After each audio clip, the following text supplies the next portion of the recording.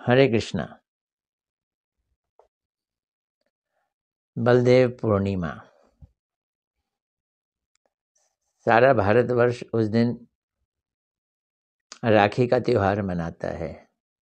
उस दिन बलराम जी का आविर्भाव हुआ, पृथ्वी पे आए। बहुत सारे लोग भारतवर्ष में बलदेव छठ मनाते हैं और जन्माष्टमी के बाद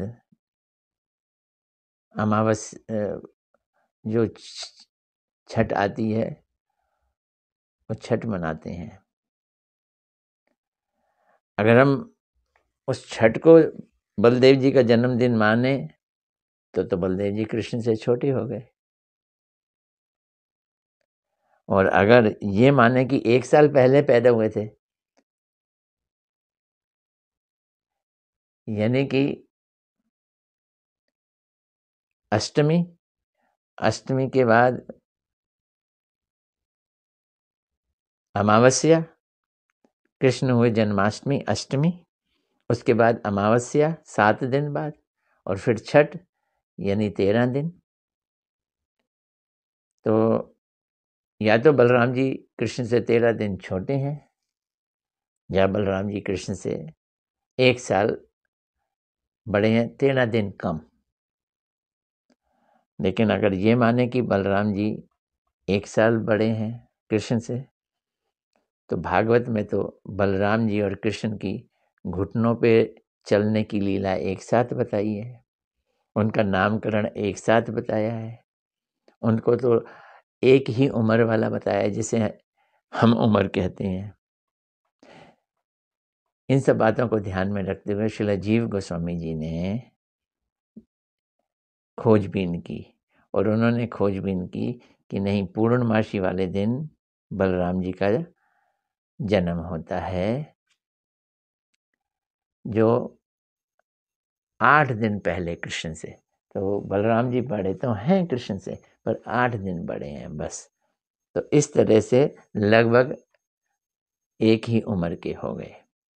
उनकी लीलाएं एक साथ इसलिए हुई, एक ही उम्र के मित्रवत भी हो गए कृष्ण और बलराम।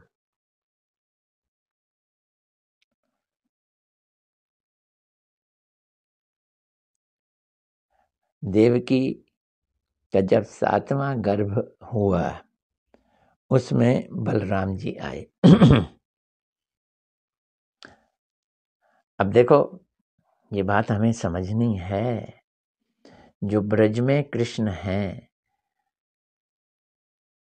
ब्रजेंद्र नंदन, यशोदा नंदन, राधा कांत,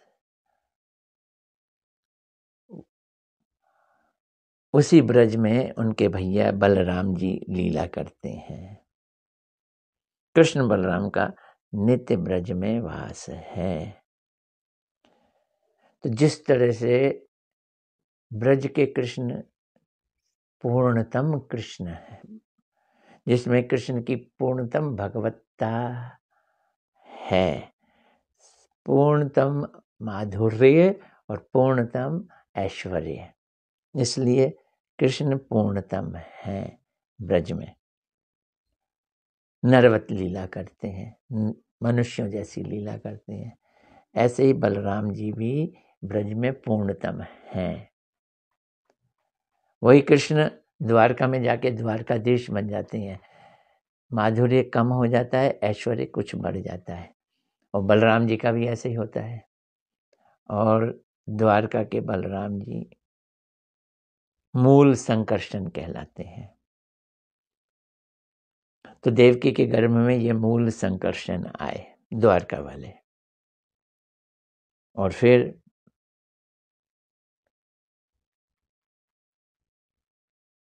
7 महीने के बाद देवकी जी का गर्भपात हो जाता है। क्यों? पात नहीं होता वैसे। भगवान कृष्ण ने अपनी योग माया को कहा कि देवकी के गर्भ से इस बच्चे को निकाल के रोहिणी के गर्भ में डाल दो। रोहिणी कहाँ है और रोहिणी कौन है? रोहिणी भी वसुदेव जी की पत्नी है।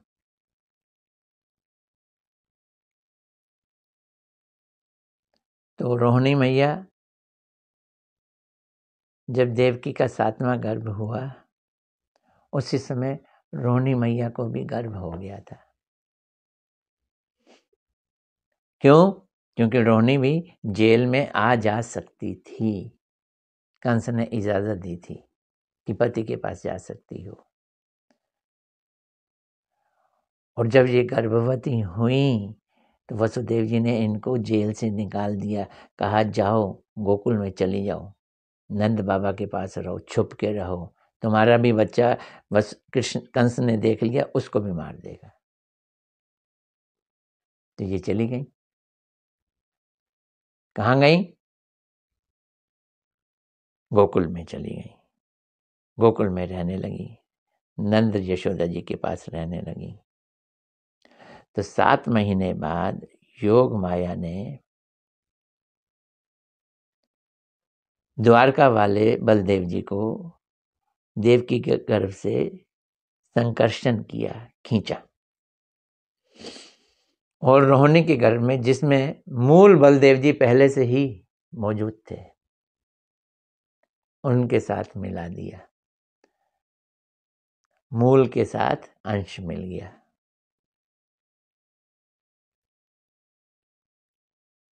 ये बातें समझने की बड़ी मुश्किल हैं, इसलिए इसे अचिंत्य बात कहते हैं। ऐसे ही कृष्ण के जन्म में भी हुआ था। तो मूल के साथ अंश मिल गया। और फिर उस समय यशोदा जी भी गर्भवती हो गई और देवकी भी गर्भवती हो गई। और फिर 8 महीने के बाद देवकी के यहाँ से कृष्ण आए। वो द्वारकाधीश कृष्ण थे। और यशोदा के यहाँ जी कृष्ण पैदा हुए, वो ब्रजेंद्र नंदन मूल कृष्ण थे। अब कृष्ण भी 2 हो गए। हाँ, भाव और रस से 2 हो गए। द्वारका के कृष्ण, उसमें ऐश्वर्य ज्यादा है, माधुर्य कम है। और ब्रज के कृष्ण में ऐश्वर्य तो है ही है, पर माधुर्य इतना ज्यादा है कि ऐश्वर्य ढक जाता है।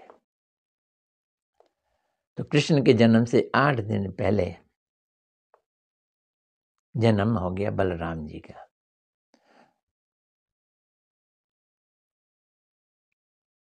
तो इस तरह से हम बलराम जी का जन्म पूर्णमासी वाले दिन मनाते हैं, राखी वाले दिन, रक्षाबंधन वाले दिन मनाते हैं। ये बलदेव हैं कौन? कृष्ण ही सच्चिदानंद स्वरूप है। कृष्ण का स्वरूप क्या है? सत चित आनंद। ये कृष्ण का स्वरूप है।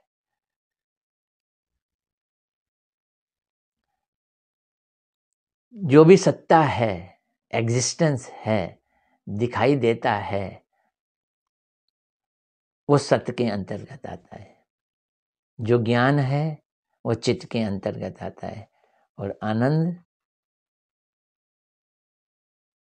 के अंतर्गत आह्लादनी शक्ति ये आती है। तो सत यानी सत्ता भगवान की संधनी शक्ति के द्वारा प्रकाशित होती है। संधनी शक्ति के मालिक अधिष्ठात्री देवता बलराम जी हैं। और चित्त शक्ति ज्ञान स्वरूप, इसके कृष्ण खुद अधिष्ठात्री देवता है। और आह्लादनी शक्ति की अधिष्ठात्री देवी राधा रानी है। बलराम जी, राधा रानी, कृष्ण हैं एक ही। कृष्ण के सतचित आनंद के स्वरूप से प्रकटित, सत से बलराम जी और आनंद से राधा रानी। इस तरह से भेद और अभेद समझना होगा। अकेले आनंद नहीं आता, इसलिए दूसरा होना चाहिए। तो कृष्ण ने अपने को डुप्लीकेट किया और बलराम जी पैदा किए, बलराम जी को प्रकट किया। खुद तो हैं सांवले, बलराम जी हैं गोरे। दाऊ जी के भैया कृष्ण कन्हैया, कृष्ण कन्हैया दाऊ जी के भैया। और बलराम जी ने कृष्ण के साथ बाल काल की लीलाएं ब्रज में की, बड़ी सुंदर सुंदर लीलाएं। तो ये संधनी शक्ति के अधिष्ठात्री देवता हैं। तो सारा ब्रज, ब्रज की भूमि, ब्रज के पेड़, ब्रज के लोग, ये संधनी शक्ति बलराम जी ही है। बैकुंठ में नारायण, ये बलराम जी ही है, संधनी शक्ति। और पृथ्वी पर भी जितने लोग हैं, 14 भुवन और आवरण ब्रह्मांड का, ये सब संधनी शक्ति, इसके अधिष्ठात्री देवता बलराम। बहुत बड़ा व्यापक रोल है बलराम जी का। और जीवों को गुरु प्रदान करने वाले बलराम, अखंड गुरु तत्व। श्रील गुरुदेव कहते हैं मूल में अखंड गुरु तत्व कृष्ण है, लेकिन कृष्ण ने अपना ये डिपार्टमेंट, गुरु, अखंड गुरु तत्व का डिपार्टमेंट बलराम जी को दिया है। तो बलराम जी से, उनकी कृपा से हमें गुरु प्राप्त होते हैं तो बड़े भाई, लेकिन सेवा कृष्ण की करते हैं। जब गोचारण में कृष्ण थक जाते हैं तो अपने गोदी में सुला लेते हैं, उनके पैर भी दबाते हैं। माँ यशोदा कहती हैं, दाऊ भैया ये तेरा छोटा भाई है, इसकी देखभाल करना। माँ ने, यशोदा माँ ने अपना सारा भार कृष्ण के लिए दाऊ जी के ऊपर डाल रखा है।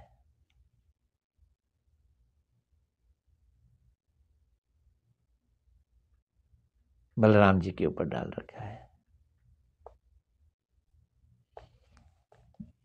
सारे जितने भी मुक्त जीव हैं बैकुंठ में, गोलोक वृंदावन में, सब बलराम जी से ही प्रकटित होते हैं।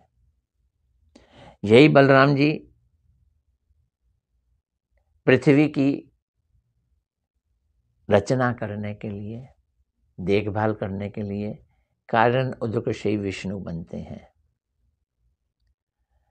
कारण उदकशयी विष्णु ब्रह्मांडों को क्रिएट करते हैं, और उन ब्रह्मांडों में वही कारण उदकशयी विष्णु गर्भोदकशयी विष्णु बनकर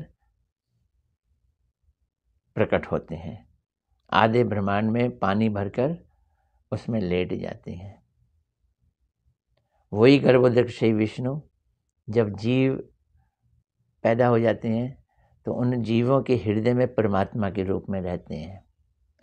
और ब्रह्मांड में एक दूध का सागर है, क्षीर सागर, वहाँ क्षीरोदकशयी विष्णु के रूप में रहते हैं।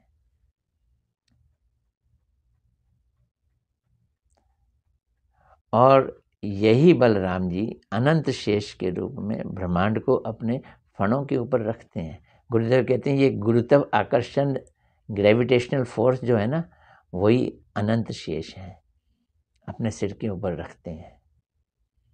तो इनके इतने स्वरूप हो गए। ब्रज के बलराम जी, द्वारका के बलराम जी मूल संकर्षण, फिर वही बैकुंठ के बलराम जी संकर्षण, ब्रज के बलराम, फिर मूल संकर्षण, फिर संकर्षण, फिर भौतिक जगत बनाने के लिए कारणोदकशयी विष्णु, गर्भोदकशयी विष्णु, क्षीरोदकशयी विष्णु, उस ब्रह्मांड को अपने सिर पे रखने के लिए अनंत शेष। देखो कितना विस्तार है बलराम जी का, हमें मालूम होना चाहिए ये सब चीजें। अब द्वारका पहुंच गए, द्वारका में भी बड़े भाई हैं, चलेगी किसकी? चलनी तो बलराम जी की चाहिए, लेकिन बलराम जी अपनी बहन सुभद्रा को दुर्योधन से विवाह करना चाहते थे, कृष्ण अर्जुन से करना चाहते थे। जब कृष्ण ने देखा कि बलराम जी तो दे देंगे कौरवों को मेरी बहन को, तो कृष्ण को सन्यासी बनाया और अर्जुन को सन्यासी बनाया और अर्जुन से अपनी बहन का हरण करवा दिया। और बलराम जी अर्जुन को मारने के लिए दौड़े और कृष्ण को कहते हैं, अरे तुम यहाँ चुपचाप खड़े हो तो तुम्हारी बहन को अर्जुन हरण करके ले गया है। कृष्ण मुस्कुरा के कहते हैं, जरा गौर से तो देखो, रथ कौन चला रहा है? रथ तो सुभद्रा जी चला रही थी, अर्जुन पीछे बैठे हुए थे। तो मैं ये तो लगता है हमारी बहन अर्जुन को हरण करके ले जा रही है। और कह के मुस्कुरा दिए। ओ तो तुम्हारी मिली भगत है। बलराम जी कहते हैं, मुझे पहले क्यों नहीं बताया? बोलते हैं, आपसे बात कौन करे, आपका तो गुस्सा नाक पे रहता है। फिर बलराम जी शांत हो गए। किसकी चली? चलेगी तो कृष्ण की ही। ऐसे ही दुर्योधन बलराम जी के शिष्य से गदा में, और दुर्योधन और भीम का जब युद्ध हुआ तो भीम ने प्रण किया था कि जिस जंघा पे तू द्रौपदी को बैठालने की बात करता है उसी जंघा को मैं तोड़ दूंगा। अब युद्ध में, गदा युद्ध में जंघा में गदा नहीं मारते हैं। अब युद्ध हो रहा था दुर्योधन का और भीम का, और कृष्ण ने भीम को इशारा किया कि जंघा पे मारो, क्योंकि दुर्योधन का सारा शरीर फौलादी हो गया था। उसकी माँ ने पट्टी खोल कर देखा था ना, तो फौलादी शरीर हो गया था। बस जंघा ही जो थी वहां उसने कपड़े पहन लिए थे, वो कमजोर थी। तो जब उन्होंने जंघा पे मारा तो दुर्योधन पस्त हो गए।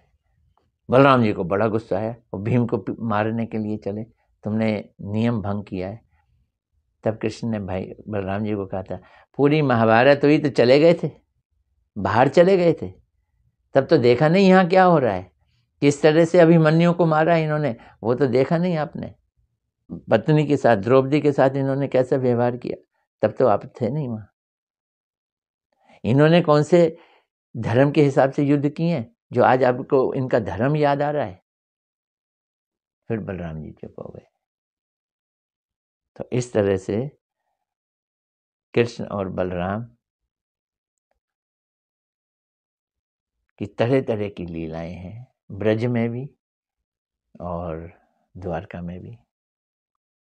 ब्रज में इन्होंने एक असुर को मारा,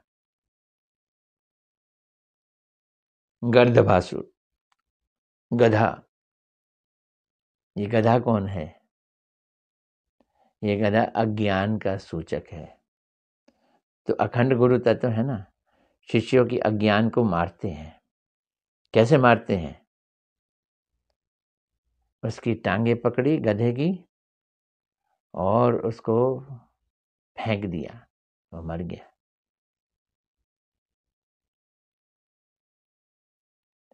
जिस समय अंतिम लीला हुई, प्रभास क्षेत्र में सारे यादव मदिरा पी के मस्त हो गए और एक दूसरे से लड़ने लगे। उस समय बलराम जी को पता चला कि कृष्ण अब लीला को संवरण कर रहे हैं। तो बलराम जी सफेद रंग के बड़ा लंबा सर्प बने और सागर की तरफ चले गए। तो गुरुदेव बतलाते हैं कि जो मूल बलराम हैं वो तो गोलोक वृंदावन में चले रहे, वहाँ तो रहते ही हैं वो, और जो उनका अंश अनंत शेष जिस पे पृथ्वी और ब्रह्मांड रहता है वो यहीं पृथ्वी पे रह गया। ऐसे ही लक्ष्मण जी की केस में हुआ था। लक्ष्मण जी भी शेष बन गए और सरजू नदी उत्तर दिशा की तरफ चले गए जब भगवान राम ने उनको त्याग दिया था। वो भी अंतिम लीला। तो इस तरह से हम बलराम जी को प्रणाम करेंगे जो अखंड गुरु तत्व हैं। कैसे प्रणाम करेंगे? अपने गुरु को प्रणाम करेंगे, गुरु के चरणों में शरणागत होंगे, गुरुदेव हमको बलराम जी को देंगे। यही बलराम जी महाप्रभु जी के समय नित्यानंद प्रभु हैं। तो गुरुदेव की कृपा से हम बलराम जी और नित्यानंद प्रभु जी को समर्पित होंगे और नित्यानंद प्रभु हमें फिर महाप्रभु जी को प्रदान करेंगे। महाप्रभु जी की कृपा से फिर हमको ब्रज की राधा कृष्ण की लीलाओं में प्रवेश मिलेगा। इस तरह से हम नित्यानंद प्रभु और बलराम जी को नमन करते हैं। प्रणाम मंत्र है संकर्षण कारणतोक्षयी गर्भदोक्षयी च पियोबदशायी शेषस्य अंश कलासा नित्यानंद ख्यारम नमो नमस्ते। वही संकर्षण है, कारणोदक्षयी हैं, गर्भोदक्षयी हैं और पियोबदशायी यानी क्षीरोदक्षयी हैं और वही अनंत शेष हैं। इन नित्यानंद और बलराम जी को हम नमस्कार करते हैं। हरे कृष्णा कृष्णा कृष्णा हरे हरे, हरे राम राम राम हरे हरे।